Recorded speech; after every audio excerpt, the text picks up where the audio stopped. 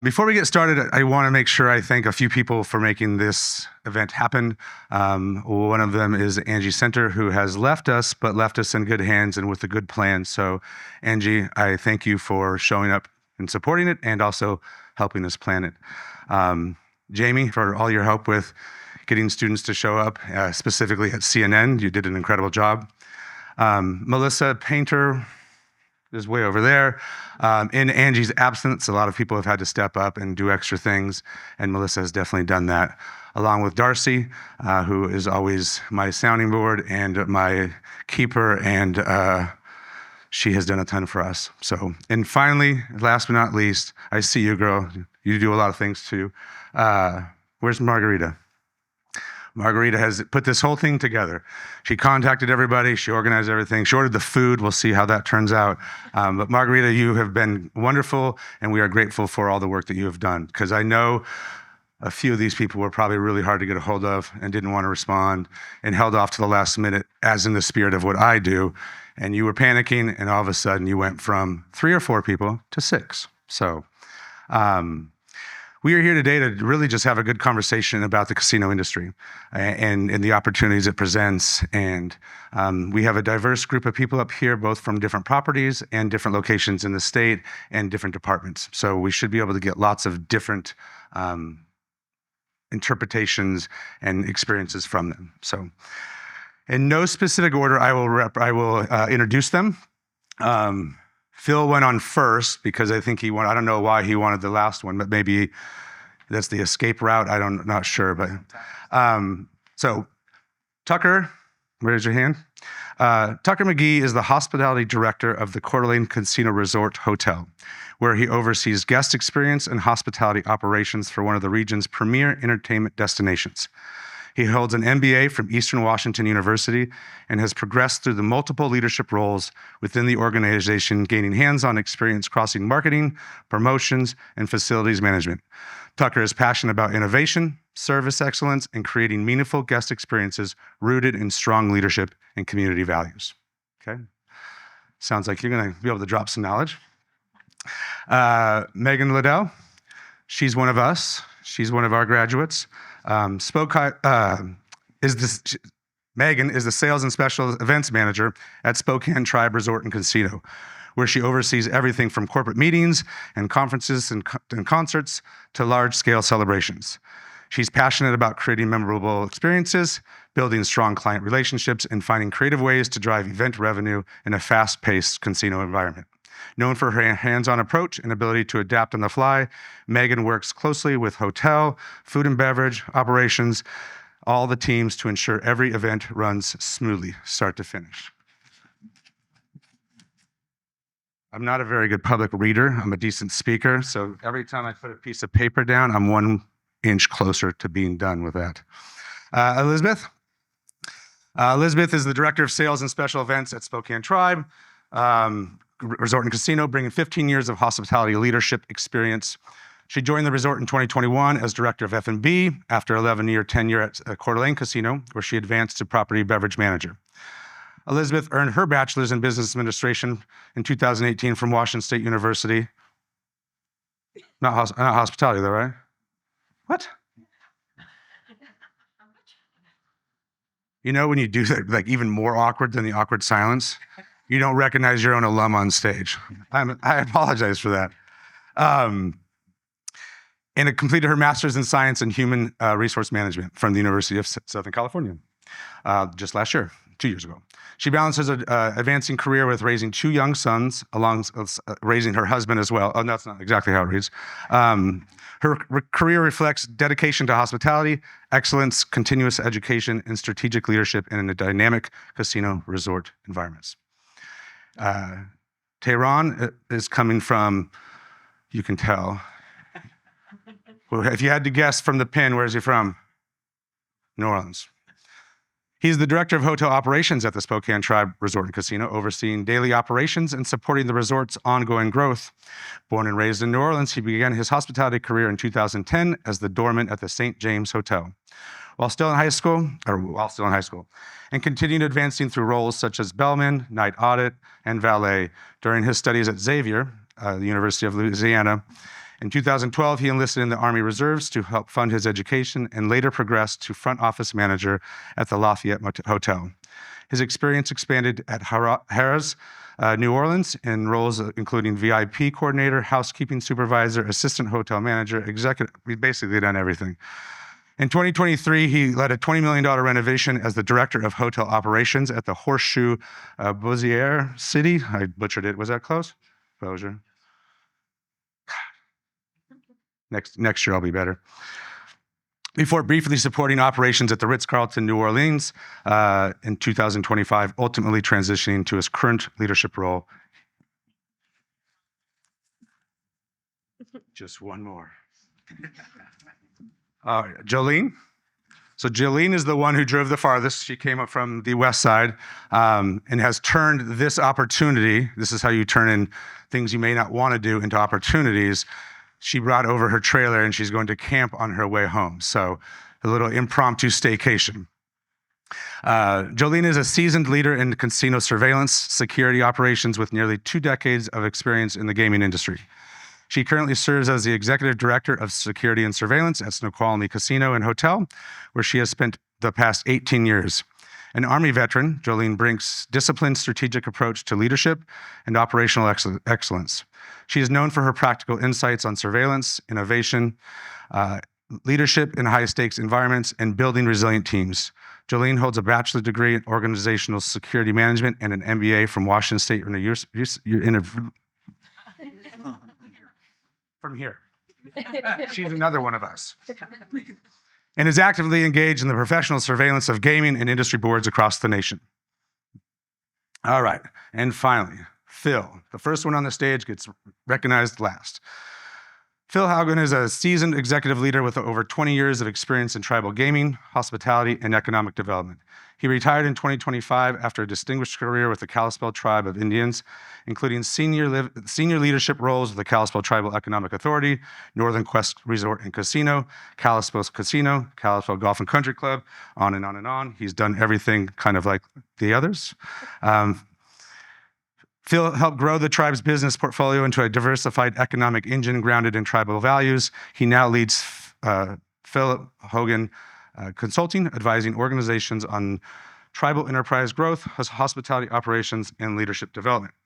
What he really does in his retirement is golf, but we had to make him sound good. So with that, I can put this down and we can start to begin this lovely event. I would just ask the first question of just a little about who you are and why are you on this stage today. There's a lot of different paths we can take in hospitality. You went from Ritz-Carlton, you went from all the way up.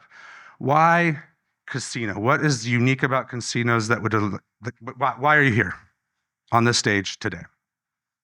And we'll just go in reverse chronological order. Okay. Phil, you're up. Well, it was kind of an accident. Way back in the day, I was teaching high school, coaching high school sports. My background was education. But then my tribe was opening a casino. I decided to go and apply. I started out on the ground floor, front line, quickly became a supervisor. Within 2 years, I had graduated from the Federal Police Academy. I became the executive director of the Tribal Gaming, which is the regulatory body. And then a couple of years later, I was asked to come over to the operations side, become assistant general manager, oversee all the gaming. Grew to become a general manager. And then for the last 8 years of my career, I was the COO. And it was just, I think the education background, the coaching background, because what is leadership? Teaching, coaching, counseling, guiding. So that's kind of how I got here. It's been an enjoyable ride. I love gaming because it's always different. There's always something new. It's never stagnant. Every day you go into work, just something new and exciting. I started my career in hospitality about 10 years ago, opening the Davenport Grand in Spokane. And much like many of these people on stage, I started in the front lines and quickly tried to learn every department I could to kind of get a full view of what hospitality looked like in Spokane. Then I came back to WSU and decided to get my degree in hospitality and business management.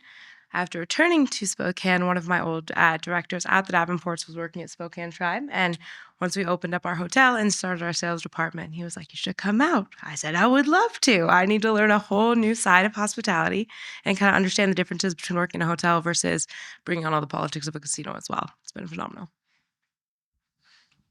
I also started on the front line as a busser, actually. And I can say, as I progressed in hospitality, I tried to go to college to be a dental assistant, and waking up in the morning and the pay, I did not know why I went that route. I found myself very happy serving, working in restaurants. I actually started at the Coeur d'Alene Casino when I was 20, and they had just opened an expansion, and I very much fell in love with opening new and there's something special about being part of any new business, but when it comes to opening something with the tribe, it definitely hits home that the efforts, the money, the revenue that we're generating is all going directly back to the tribe, opposed to some 1, 2, 3, 4, 5 people's pockets. And so I really fell in love with this industry, specifically with tribal casinos. And then when I left Coeur d'Alene Casino, the Spokane Tribe was also opening their expansion. And so I got to be a part of that as well. So really, my love for the industry definitely started at the Coeur d'Alene Casino, and that's where I realized I wanted to continue and keep going. I was fortunate enough that the Coeur d'Alene the Coeur d'Alene Tribe actually funded my education. I was working there and going to school full time here, which was a lot, but definitely worth it, having a lot of that hands-on experience. So. I started out as like a college athlete and never really thought about my future or working at a casino at all. About halfway through, I kind of realized sports wasn't going to be it for me as an adult, as sure as a lot of people realize as college athletes. So I started to think about what I wanted to do. And just like she said, Coeur d'Alene Casino, all of our monies either go into the community or they go directly to the tribe for buying back our land, buying back, things like that, expansions, helping the tribe members with per capitas. So it really motivated me to want to go help there. And so I started out as an intern, worked my way through, and just like these others are saying, I wanted to learn everything about the whole entire casino, marketing, promotions, hotel, facilities. I wanted to understand everything so that way I could help in the best way I could. I ended up getting a hospitality manager position about 6 years in, and then the director decided to go somewhere else, and I got kind of put into the director position. But it's been great, and yeah, that's how I ended up in my position. Good morning or afternoon. I don't know what it is now. It was also an accident that I got into the casino industry. It was not on my radar at all. I got out of the military after 5 years and went home, and there was a small casino in Southern Oregon in my hometown. And I thought, well, I got to get a job. It was supposed to be temporary. And the director at that time in surveillance, he was also an Army vet. So he said, well, I'll hire you just because I know you're going to show up. So I showed up and I fell in love with it. It let me be as nosy as I wanted to be. I learned so much and quickly advanced to a supervisor down there at that small casino. And then I saw a posting that they were opening a new casino in Washington, Snoqualmie Casino. And there was an investigator job there, which is what I wanted to do. And my director said, well, I'm going to apply for the director's position. So why don't you just come up? You can be one of our supervisors. So I did. And 18 years later, I'm still there. And now they gave me the security department too. So they just keep giving more. But yeah, it's very enjoyable. I have a passion for it. I fell in love with it without even knowing that I loved it. And that's why I'm here, I suppose. There you go. All right. So started in the South, and now I'm way in the Pacific Northwest.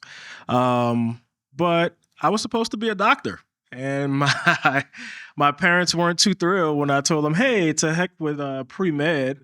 I'm going to go work at Caesars Entertainment Casino, right? They cut me off.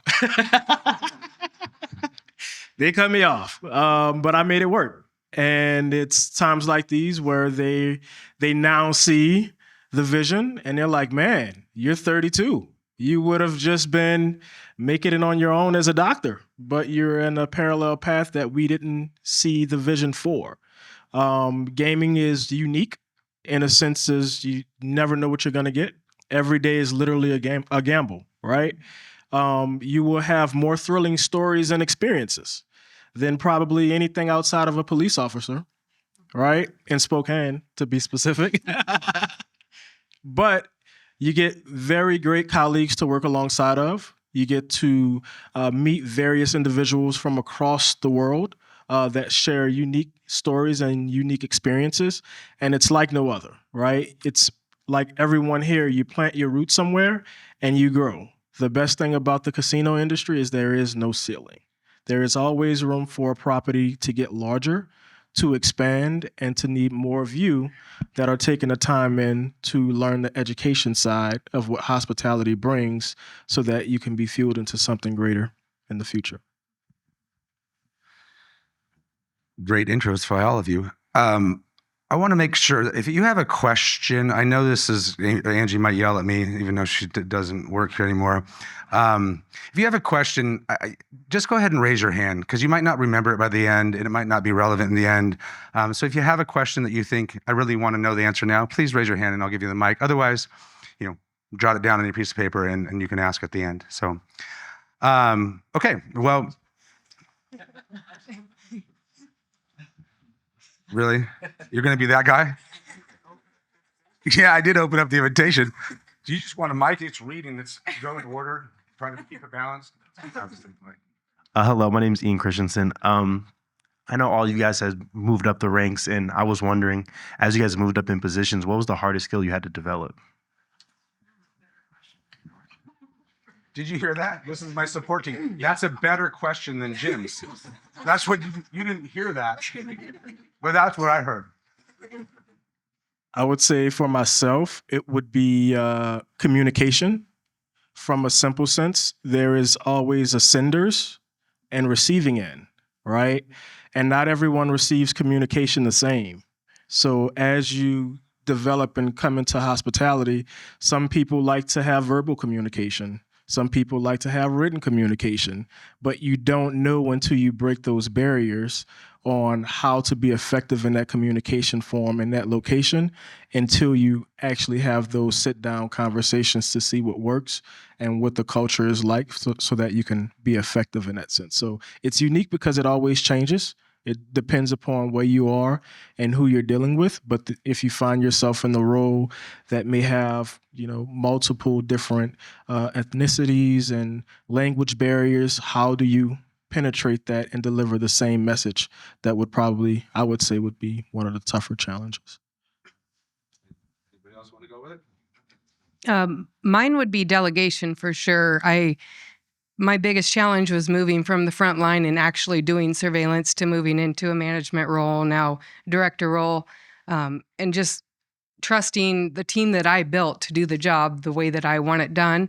That sounds really selfish, but it's just letting them and trusting them, letting them do it for you and being proud of the work that they do because you helped with that. So just letting go of the control and building a team instead of actually doing the work that you're passionate about. You lose the work side. You don't actually get to do as much work. It's more meetings and stuff, but there's that proud moment of this is my team and I got them here. So Only if you want to. I would say mentorship. I think every person has to have a mentor and every person has to have a mentoree. You learn one, you teach one. And it's just, I was fortunate enough and lucky enough to learn from a lot of people that had a lot of experience and a lot of knowledge. And so you really just open yourself up to be a sponge and absorb this and then just go on and become your own leader. But I've always said that there's leaders and there's managers. A manager will come in and everything will run the exact same every day. They'll be nice, even kill, no problems, no valleys, no peaks. But a leader comes in and tries to make it better every single day. I try to improve my business, my department, my organization is going to be better today than it was yesterday. So we're always striving to improve. I think you guys nailed it. Yeah. Still this back. So we're gonna go right to technology, and the question I'm gonna start with Tucker, just because your title warrants you to go first, but all of you are involved in this space. How are you all balancing automation and while maintaining that personalized hospitality experience? So it's a kind of a tricky balance. I know AI is becoming a major player in a lot of industries today. And hospitality is obviously a people business. You know, it's all about the interaction with the guests, building that relationship with your guests and making sure they're having the best experience possible. And it's just integrating the way technology can help in that experience. So a lot of things that we're looking into is how to build personalized experiences for each guest, learning what their preferences are, whether that's what room type they enjoy, what foods they like, scheduling those reservations for them ahead of time as soon as they book with us, having our call center agents, when they receive those calls, already have all that information up, and then being able to relay that information so that way the guest doesn't even have to tell us what they want. It's just all ready and prepared for them. It's kind of a tricky balance because, just like I said, it's all about human interaction.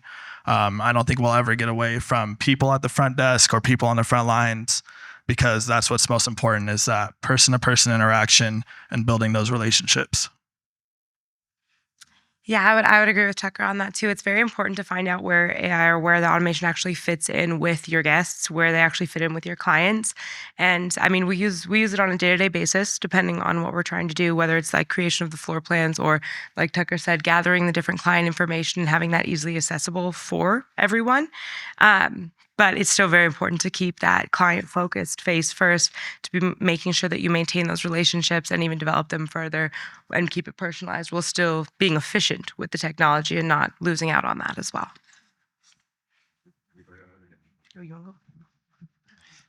So let me ask the question of the crowd. How many people have been to a casino? Okay.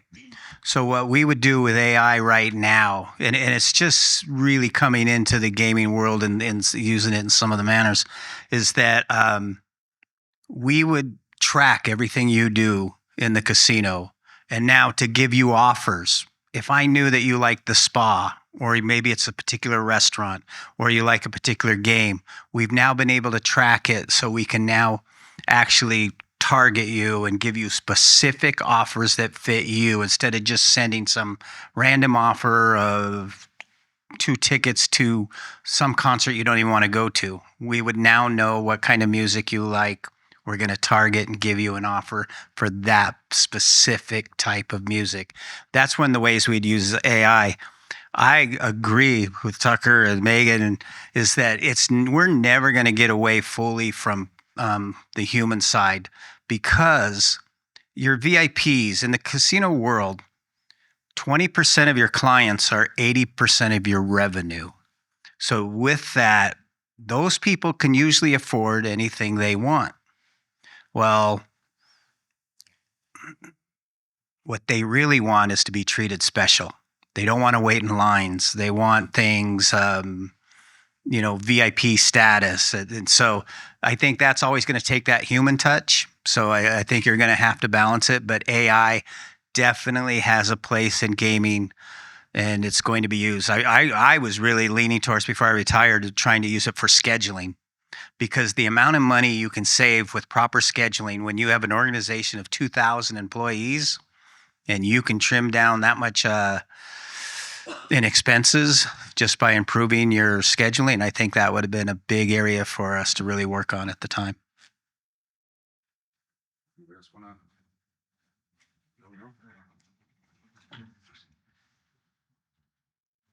I would say for hotels, it's the most underrated job in the hotel or resort environment is housekeeping, right?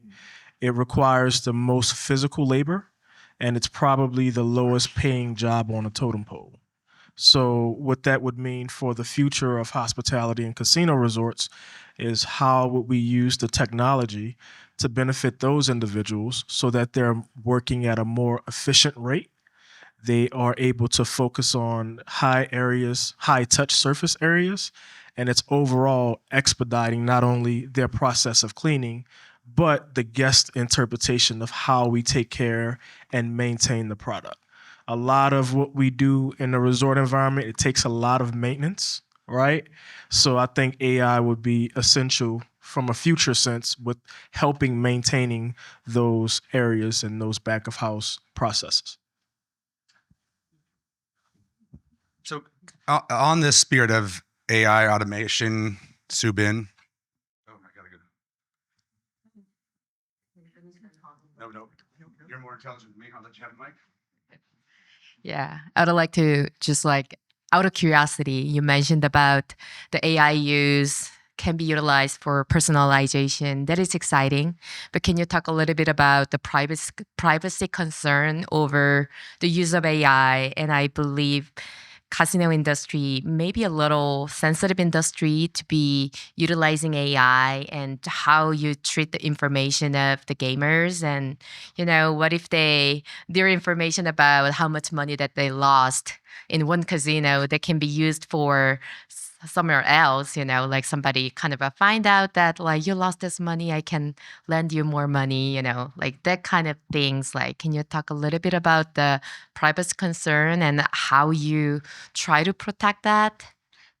Well, I will say for people that don't know, tribal gaming is probably the most regulated gaming in the United States, more than Vegas or anywhere else. There's a lot of safeguards put against any type of information leaking out. There shouldn't be any, and so I'd feel pretty secure. I mean, it would take a court order for somebody to come in and get that information. It would not be easily accessed, and it's not out there, and very few people have access to it. Like I wouldn't have access to any of your information, even as the COO. I would have to go and request it. And in our environment, we used to make people fill out a form if they needed it to justify why they needed that information. We even made our law enforcement fill out this form because you could have a law enforcement officer that was stalking somebody and wanted their address or phone number or something. So we actually made everybody fill out forms and justify for any access to any information. Very small comment on this. Even just the clientele information that we do collect is, like you said, extremely regulated. It would be very difficult for anybody to access it, even when it comes to first, last name, and phone number, if that's not something that we directly open up to either our call center or front desk, anything like that, to be able to assist the guest better. To add as well with the regulatory body in gaming, I do think that is why AI hasn't fully entered the casino space, is because they are still navigating those questions and finding out how to make sure that we're maintaining our existing regulations while not holding ourselves back to advance as a business because of those regulatory bodies. I do think there's other industries that AI is doing 100 times more than what we're able to utilize it because of that. So I think as other casino leaders continue to kind of drive the AI into the industry, that those concerns are being addressed alongside. Anybody else? So specifically in my role, I can attest to all that. Indian gaming is very regulated, but Washington State gaming is the strictest across the nation. I can almost guarantee it. So when in my role, we introduced facial recognition, license plate recognition, we have all of those tools, AI tools in the casino, and we do require subpoenas from law enforcement. You're not getting that information. Me and my team are the only ones that have access. Our CEO does not, our CFO does not, and that's used. It seems like I would be the least hospitable person up here because of my role, but we actually are very customer service oriented. We are the ones that find your wallet that you lost, your phone that you lost, or the ticket that was stolen when you left the machine. We use this AI to track people, to find the person that stole it, to make sure that they're banned and you get your money back. So we are very customer driven. Although it may not seem like it with the title, everybody thinks we're just there to get people in trouble.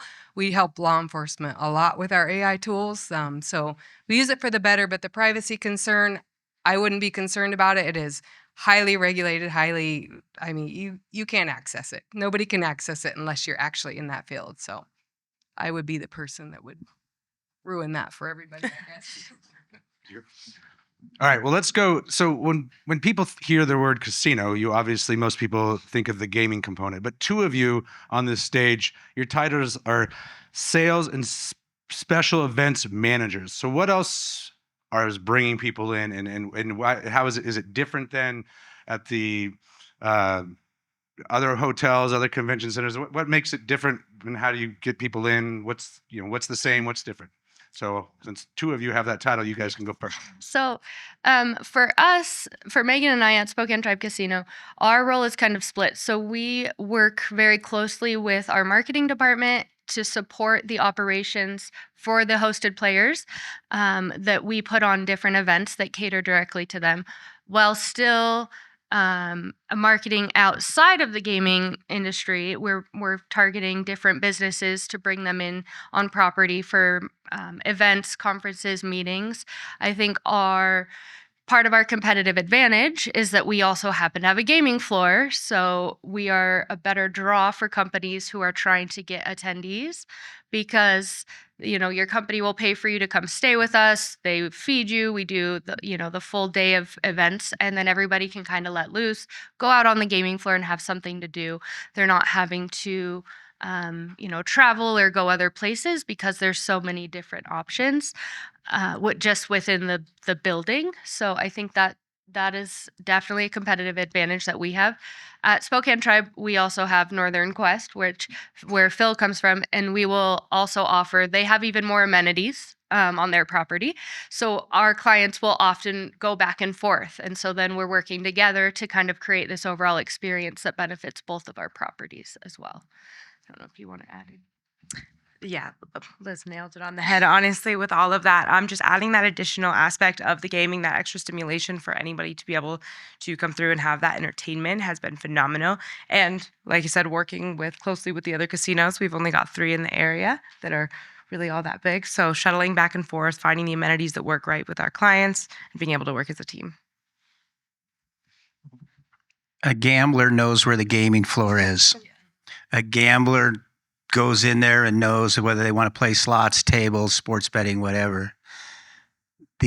How do you attract that person that's not the gambler first?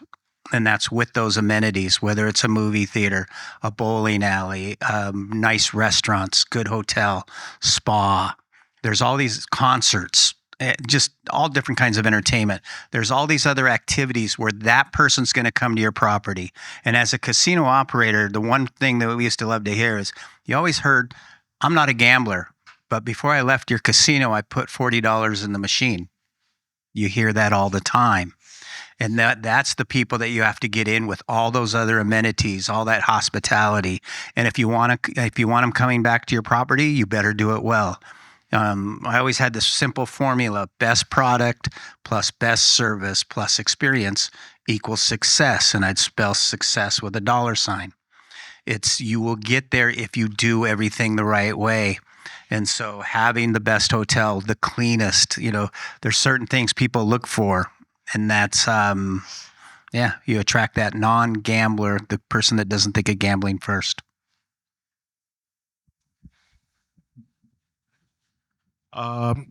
Great points. I would add to that there are more hotels in the world than casinos, right? That speaks to the demand of travelers and transient guests across the globe. Whether that be something simple, if there's an incoming team for a football game, right? They have to stay somewhere. For us, or for our respective properties, if that were to happen in our market, then we would cater to that team and say, all right, how many rooms do you need? Did you all need us to provide meeting spaces for you to pregame and watch film? Did you need us to provide meals or anything to help sustain you all while you're arriving to play your host match, right? There's a lot of transient and corporate business that funnels not only through the United States, but throughout the globe. The advantage of the casino industry is that not every hotel has a casino, right? So we kind of have to tiptoe in a nice way because sometimes we don't meet the parameters of what most corporate or group visitation would like to have. If it's an educational institution, they may not like the idea of having a casino attached, so they may just choose a standalone hotel. But the reality is this: someone has to have a party, right? And someone has to have a nice, comfortable, clean experience to sleep away from home, right? And that's what hotels provide. So it's a complete bridging of the gaps for not only standalone casinos, but resorts to have the hotel amenity added. And it just creates the knowledge of what casinos bring as far as it being a fun place, an exciting, inviting place. You don't have to play slots because there's tables. If you don't like actual dealers, there's electronic blackjack now, right? And in some states, you can even bet from the convenience of your mobile phone without even stepping foot into the casino. So it just brings that information full circle for a lot of people, and it continues to build, and I don't see an end in sight.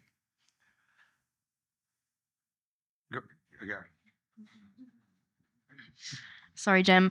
We're talking a lot about like non-gamblers and having amenities for people who might not necessarily be coming for the casino. So what % of people do you think are non-gamblers? And like you were talking about trying to, market things for those people and bringing those people into your space. So what is kind of like the way that you bring them in? You talked about concerts, things like that, but I guess my question is like, how do you like balance that? Like bringing in the gamblers and the people, you say they know what they want, they know where they want to be, right? But like talking more about like the non-gamblers and the other people, like how do you kind of market your space to them? For me, it was always with, again, like the food and beverage, the hotel, the concerts, the entertainment, the sales team selling to conferences, conventions, business meetings.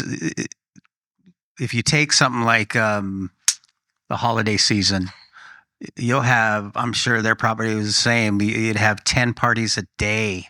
And these parties would number anywhere from 500-600 people to, 50, but there would be just, your casino would be full with those. In the perfect world, if you had the perfect space and you could just design it, you would be filling up your slowest days with those conventions, with those conferences, with those business meetings, and then they come in and they dine, they eat. You're not going to get somebody to gamble every single time they come in your casino, but you're introducing it to them.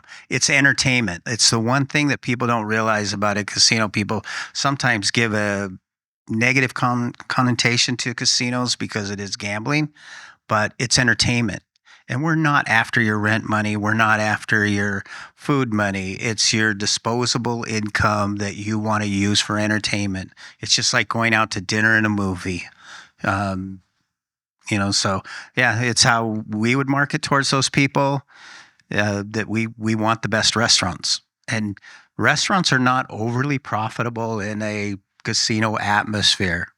But if you're happy if you break even or just barely lose just a little so you can get people out there. Thank you.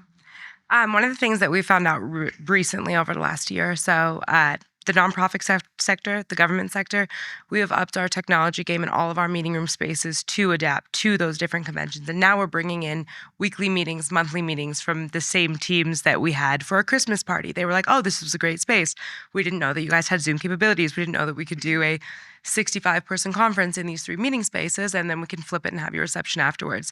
But really tailoring each event to the client itself and making sure that we can still offer the amenities that they need, even if they're not even going to touch the gaming floor. That's kind of one way that we've found that government and nonprofits are a great way to go. Does someone have a number of how many people like me show up to those places? Because I'm not a gambler. I throw 40, 50 bucks in thing and yank it. And like, that's why I'm not a gambler. Is there a number out there that you, or not? I don't think I could give you an exact percentage, but when you do talk about that 80% of revenue being 20% of your clientele, I mean, that's a telling sign. Yeah, because every time I go to a concert, I go for the concert because I'm not a gambler, but I stick around and throw a little bit in. I've never left with any. You seem to keep winning.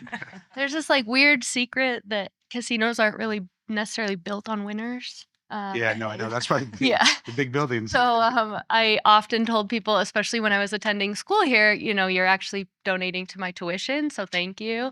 And yeah, so it benefits everybody. So with that, you kind of hinted at it, the online gaming. Is that a threat? Is that an alternative revenue source? What is that? What is that doing, or what are you excited for? What are you scared of when it comes to this new It's been around for a while, but it seems state by state, it's getting more and more. I would say for myself, being in Louisiana when Caesars gained the ability to launch Caesars Sportsbook, initially it was, we don't know what we're getting into, but we're going to try. And the first year grossing over $1 billion in mobile gaming bets was a true eye opener. And it allowed to not only be able to plan, but to create a need to, hey, we need to invest into our brick and mortar, right? This seems to be going somewhere. We're getting information from guests that have never stepped foot on the property, that are registering online to place mobile bets and do mobile gaming. So this is something unique, and it's going to take off. And it has, in a drastic way.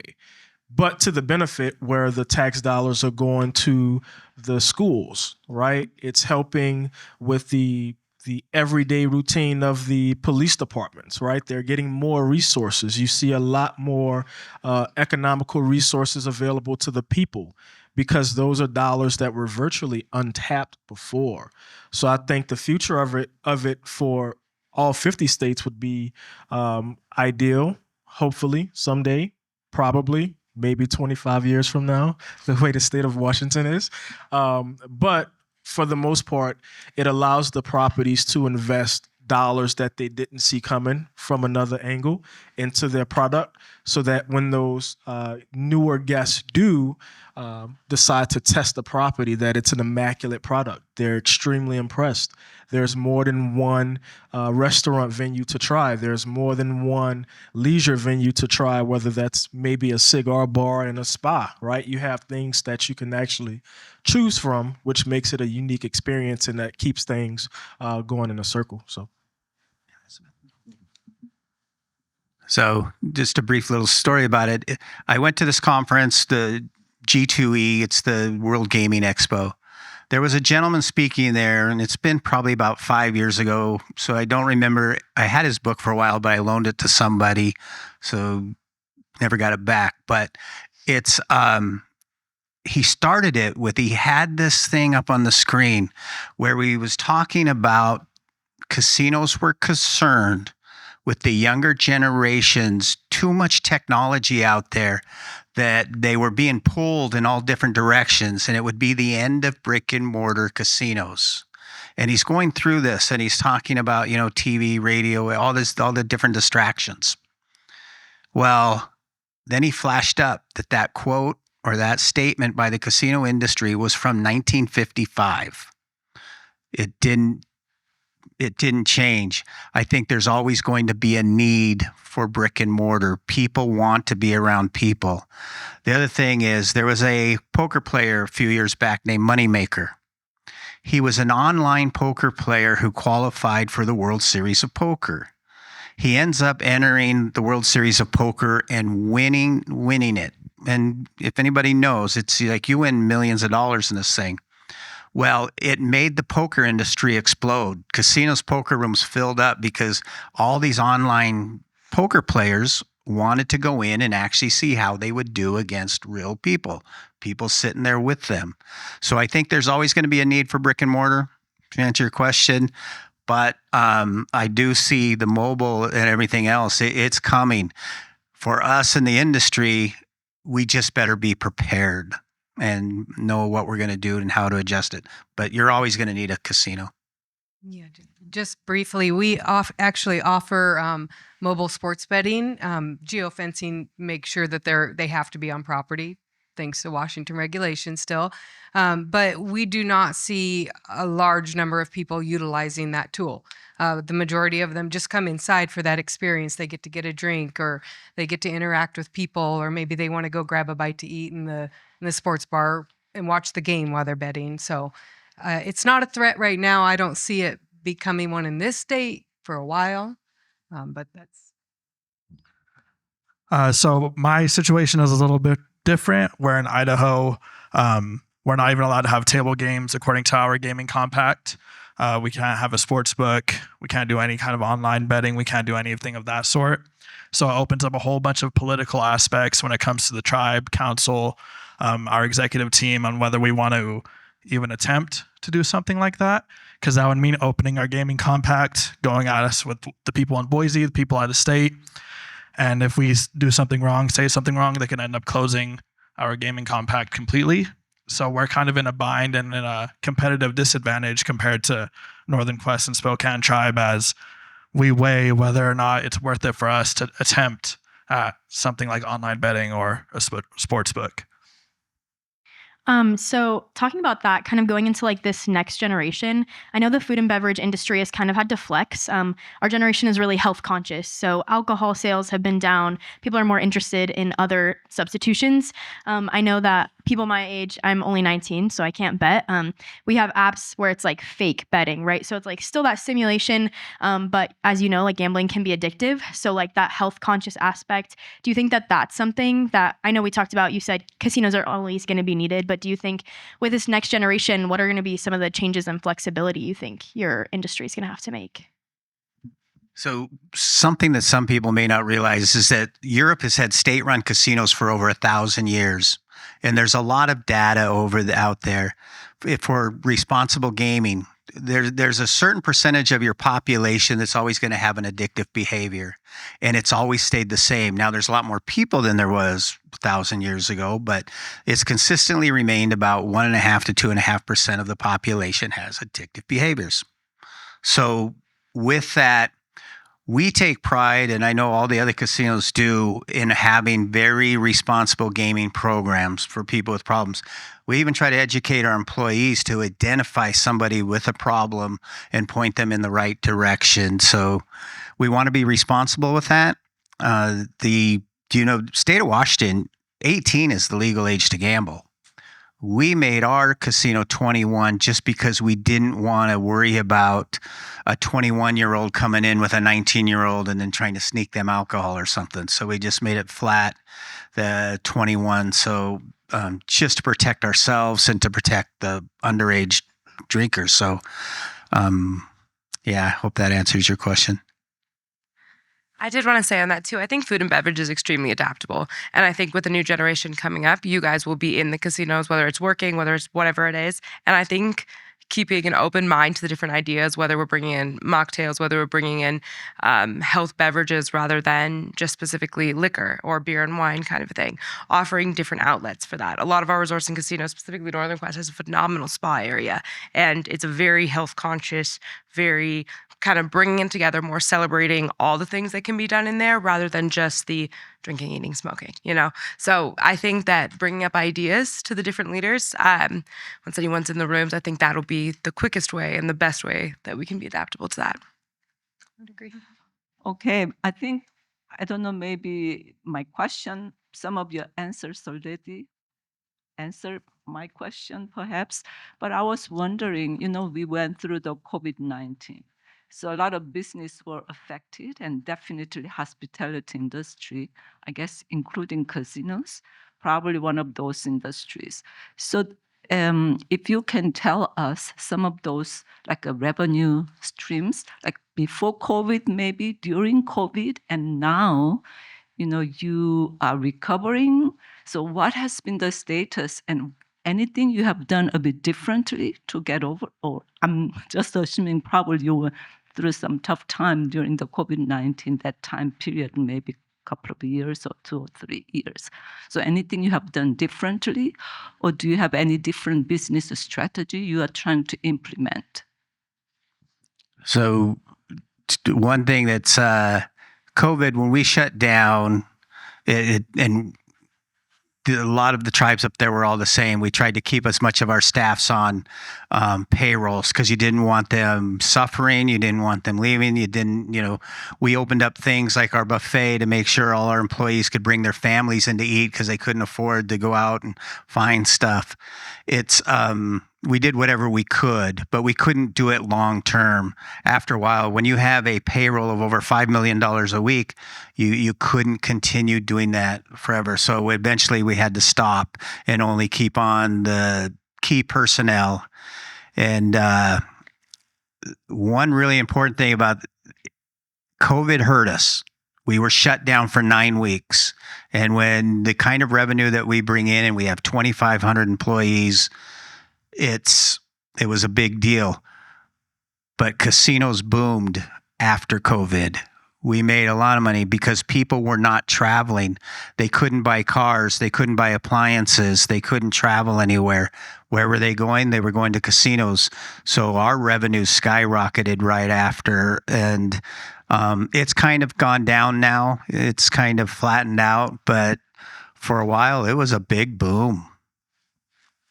Yeah, I would like to echo that statement. Definitely for us, I think we were one of the earliest casinos to open. Yeah, we were the first. We had a line all the way out to the highway trying to get into our casino. People itching for that interaction with people, just to go somewhere and have fun. We've boomed and we haven't really came down much since. We came down a little bit, like you said, but we've had some great years after. 40% increases from before COVID till now. I think a major player that happened was kind of figuring out our staffing levels after the fact. Before the fact, I think we might have been overstaffed and had a lot of unnecessary labor. And after the fact, we kind of figured out our median of, because obviously right after COVID, we were short-staffed, can't get anybody to work. Some people didn't want to take the vaccine, so they couldn't come to work. So we had to figure out ways to get through that. And I think we figured out appropriate staffing levels after the fact. $5 million labor every week? Damn. So one of the things oftentimes students are concerned about is, there's this thought about our industry as a whole as tons of work all the time, all night, right? I always went into the restaurant industry because the restaurant industry actually closes. Hotels don't close, casinos don't close. How have you been able to be successful through your career and still take care of yourself? Because I think that's a big concern for many people of just, I am going to be working 50, 60, 80, 90 hours a week. So is this industry, is the casino different in any way, or just how have you been able to manage that? Well, as many of my lovely team knows on here, I very much value my work-life balance. It's extremely important for me to put 100% effort into my work, but also be able to take the time outside of that and relax, to bring myself to work at 100% each day then. Anyone can correct me if I'm wrong. I think that we were kind of phasing out of the idea that it's 100% of the work, 100% of the time, no time off. You work with your colleagues 60, 90, 110 hours a week, where if staffing is done correctly, if the plans are put in place, if communication is done, you have less last minute changes, you have less turns. It'll always be a little bit chaotic. There will always be something new, other stimuluses, but that does not mean that you cannot still take care of yourself and you can't get the amount of work done when you need it done and then take that breath back. To add to that, I think the increase specifically in Washington State with minimum wage raising the salary threshold, I think is also kind of forcing the companies to change, where you have a lot more employees who are hourly now and they're not on salary. So that 40-hour work week is far more being maintained a lot better, I think, and being respected. And I think that's luckily forced a shift in the industry that, unfortunately should have been there. It sucks to admit that. I think hospitality specifically, you're working constantly. You're on your phone if you're not at work. You're as a leader. But and post-COVID as well, I think COVID was also a major catalyst for this industry to really recognize what's important. And it's your family, it's being home. It's so I think between those two things in Washington, it's played a major role in not just the frontline or the management or the individual making the decision to have that work-life balance. I think that companies, executives have been forced to recognize that it is important, and to have a better workforce, we do have to respect that with our leaders. And I would say prior to COVID, I missed almost every holiday That's due to true. working. Right, it was no secret that I was coming by to grab my plate and then head back to work. So I missed a lot of Thanksgivings, missed a lot of Christmases, and was never able to celebrate the ringing of the new year with the family or anyone significant because it was always surrounded by work. Right. So I think now in the post-COVID environment, everyone has those hard barriers, right? And you're gonna say, "Oh, I'm gonna take Christmas off," and your counterpart's gonna do Thanksgiving, or vice versa. If we're having a large-scale event on New Year's, hey, this is how we're gonna divvy up the time. I think overall the camaraderie from a colleague perspective is that everyone wants to see each other have that work-life balance. So granted, we know we put in a lot of hours on the Monday, Tuesday, Wednesday, Thursdays, but once it gets to the latter half of the week and we know nothing's going on, it's like, hey, why are you still here? You need to go home. Yeah, it's not that serious. We got it from here. So I think that's been astronomical for the industry, and I think it's going to be essential as you all take your places in the casino and resort world that you will be ensured to have that balance. It's starting out. You're going to have to start out at the bottom and work those hours. Our casino is 365, 24/7. We don't even have locks on the front doors. We had to chain them up when COVID happened. So you're going to put the work in. You're going to work the grave shifts. You're going to work the weekends. But once you get past that, if your goal is to move up and you move up, in my opinion, the best way to set yourself up for that life-work balance is your team. You choose the right people. I mean, I'm probably the best example. I'm here for this, and then I'm going camping. And I'm just going to go off grid, and I trust everybody that's on my team to run the show while I'm not there. So I have a great work-life balance, and I think it all depends on who you put in those positions that are going to follow you when you're gone to make it a lot easier.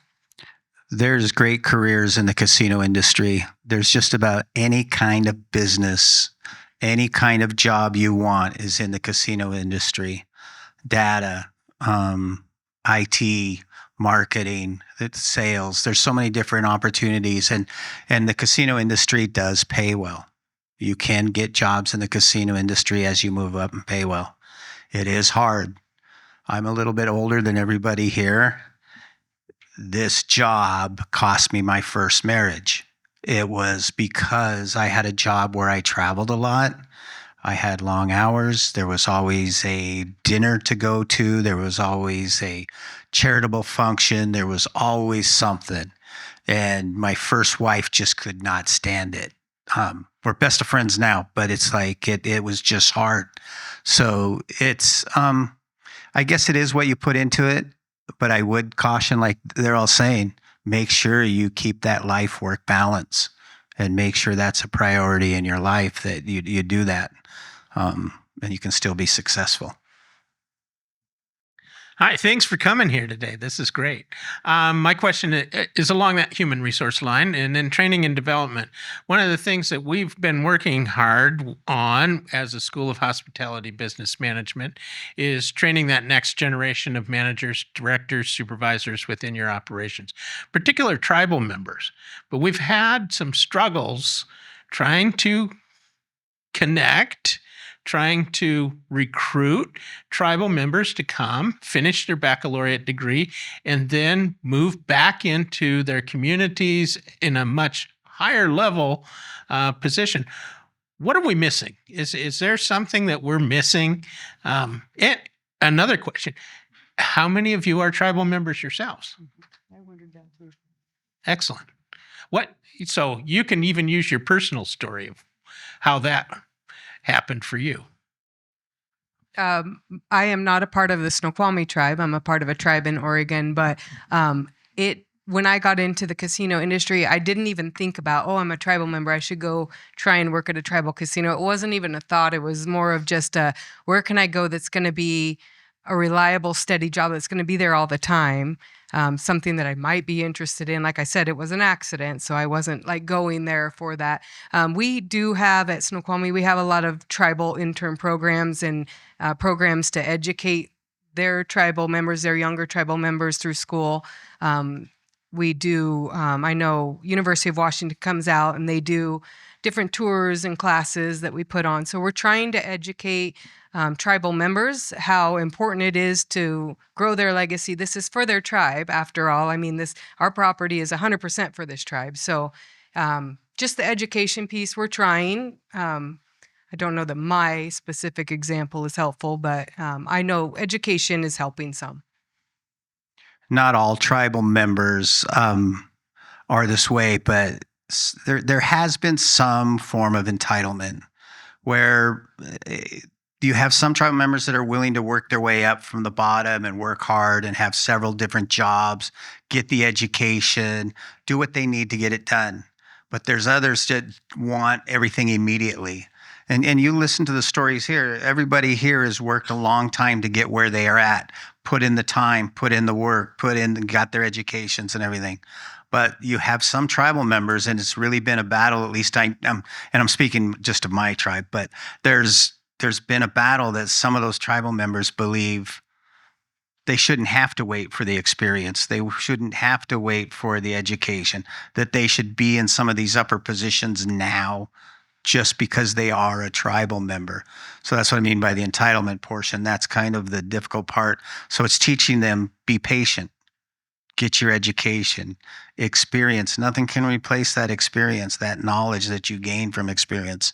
So be patient, and it will come, and you'll achieve it. But the other thing is a lot of us, very rural communities, and just to knock our education system a little bit, a lot of those rural schools don't have a lot of the programs, the math, the science, some of the stuff necessary. So college is really difficult. And for these young tribal kids that leave the reservation and try to go to a college and they find it really difficult, too often they quit and go home. So how do we get in those rural schools, get better math, better science, a little bit more education? And I think the tribes are starting to put some money into the schools that way. I know ours is, we're trying to get our tribal members there. We're trying to get them better prepared for college. And just to add on to that, kind of just going through my story, is I grew up on the reservation up until my freshman year of high school. And like I said before, I was a big sports. I wanted to go to college, play sports, go play pro, stuff like that. And researching colleges, they let me know that my reservation's high school didn't meet the minimum standards to go to a Division I college. I would have had to go take prerequisite classes or do a whole bunch of other things to even go. So I ended up transferring out of the reservation school into Coeur d'Alene in the city. And I was able to advance from there. But just like you said, there's those barriers to entry into college that are from the reservation. I love my tribe. I love my people. But just like you said, the entitlement is there. It's a very close-knit community. A lot of people don't like to leave the reservation. They feel like they're alone. It's that generational trauma that happens. And just not having any mentors or leaders present consistently to keep them on that track. So you're talking about leaving the reservation and the struggles that come with like feeling alone and stuff. How is it with like brain drain from the reservations? Can you repeat that? Sorry. Like brain drain, like when people leave their like rural area to like pursue a higher education, but then they don't come back to like help, I guess, raise the community's position. I would say that happens actually quite a bit, honestly, with the reservations. I've seen many people leave the reservation, go get their education, just like you're saying, high levels of education, and they don't want to come back because it can be a toxic environment. There's not opportunities there for them, whatever it may be, but it does happen quite a bit from what I've seen and experienced. Yeah, tribal politics. Tribal politics, because of the closeness of families, the entitlement, the enabling. There's just some things that are hard to get past. And one thing about reservations, everybody is very tight, very close knit. You know, if you need something, it gets done. Your driveway gets plowed in the winter. Your elders get their firewood. Everybody helps each other out. But that also can be part of the problem on not these young children not wanting to leave. That's like a security blanket. So, but then when they do leave and they get that in education, do we always have the jobs there for when they get back? You know, for my tribe, our casino is 60 miles away from our main reservation. So if you want to live on the reservation, there's not quite as good of jobs as there is at the casino. Some don't want to make that drive. So do you move away? I don't know. We've got to create more opportunities. We got to do better at business in our own reservations and offer jobs and housing. Housing is one of the worst things. I know housing is really bad on the Coeur d'Alene reservation. I know housing is really bad on our reservation. There just isn't enough. So. And to dive further, just like you said, education is highly pushed on the reservation, but once you're done, they're left with nothing to come back to. There's no opportunities waiting for them. There's no plan, set up for them to step into. So then they look elsewhere. They end up somewhere else. They end up at a different casino. Like I know some of our tribe members end up at Spokane Tribe Northern Quest, and they build their careers there. And once you start building your career there, it's really hard to leave. In the spirit of education, we have a couple minutes. If each of you would just give one small, concise piece of advice to the students that are in the room for life, liberty, and the pursuit of happiness, whatever advice you'd like to give. Always do the next right thing. I believe in karma. Treating people, they talk about on your way up, if you're treating people well, because there might come a time when you're on the way down. So always treating people with respect, kindness, and again, just be a sponge. Absorb every bit of knowledge you can from everybody around you that you see and opportunity. I will tell you, I've had bosses I did not agree with. I did not get along completely with, but I will tell you, I learned from them and I gained a lot of knowledge from them. So just keep an open mind, learn, but always do the next right thing. Always be a leader and not just a manager. Make sure that even if you're not in a leadership role, you are always listening to those around you, whether subordinate, whether above you. Pay attention to what they're saying. They'll come up with some phenomenal ideas and it'll create long-lasting, positive work relationships. To echo kind of what everybody's saying is never stop learning. Always recognize that the person next to you is going to have a better idea than you, and that will help you build on your ideas, your direction. I think through my time as a leader and a young leader, becoming a director at the age of 29 was very intimidating, but I think I was successful in that role because I approached it that I don't know what I'm doing.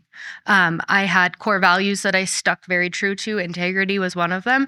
And then everything else was able to kind of fall in place because I was willing to listen. I was willing to look at other views, other ways. I learned a lot of ways on how to do work through school, and some were applicable and some were not. And so just going into it knowing that, I might have a background or I've done it a certain way, but being willing to grow and expand on that it's critical. And I think just having the approach that everybody around you is always going to be able to bring more to the table is a great direction to go. I would say do the little things when people aren't looking. Have that high ethical standard for yourself. Drop your ego sometimes. Admit when you're wrong. Admit, just like you said, when somebody has a better idea than you. None of us are the smartest. None of us know what's best. I've had a housekeeper tell me how to do something, and I realized that's the best way to do it, and that's how we do it now. So just dropping your ego. You may be the director someday, manager, but just be willing to listen to people when they let you know their ideas. I would say just try and find something that you're very passionate about. I've been in the casino industry in the same field for 22 years now, and it has not felt like work for 2 decades. I mean, I enjoy it. I am very passionate about it. And yeah, it's made life much more fulfilling to be able to love what you do. So there's so many different jobs within the casino industry. If you don't like one, move on. Even if you're not going to med school, you found something better, right? And I would say just build the brick a day, right? We can't build a wall of success in one day, not even 1 year, right? Most of us up here have years of experience.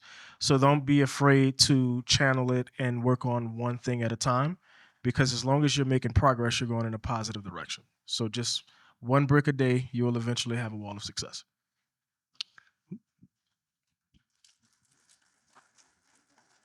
I want to thank all of you for coming down here. I know you drove all the way across the state. Is this on? I don't know if you need to, but Phil, Megan, Elizabeth, Tucker, Jolene, Tehran, thank you very much for coming here. Margarita's got some gifts for you, and I just want to say welcome to Pullman. Please hang out and have some beverages and some food and network with these students, and we really appreciate it. I know everyone's busy in this world. Oh, Phil's not busy because it's not golf season yet. Yeah, exactly. But I know you're all busy. You have families, you have jobs, and you have great people taking care of you and making sure that your businesses are running well, and I appreciate your time. So enjoy. Just one more clap and you can ask questions. If you have questions, go find the one who thinks the best answer while you're eating lunch.